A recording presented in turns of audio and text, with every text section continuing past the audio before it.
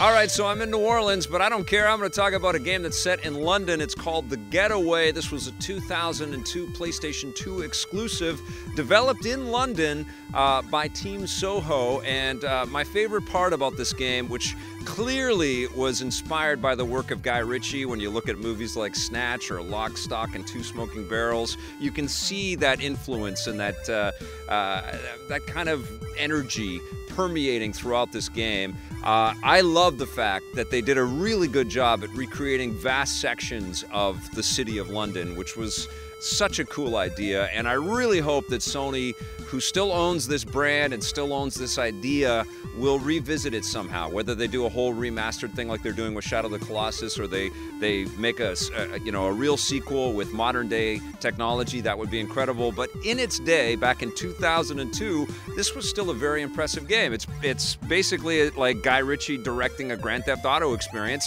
It doesn't sort of move or play with the gracefulness of the PlayStation 2 era Grand Theft Auto games. It's still a little bit clunky, but they did some cool things that work to a degree, like removing a lot of the heads-up display and signaling on the car when you're supposed to be turning left and right.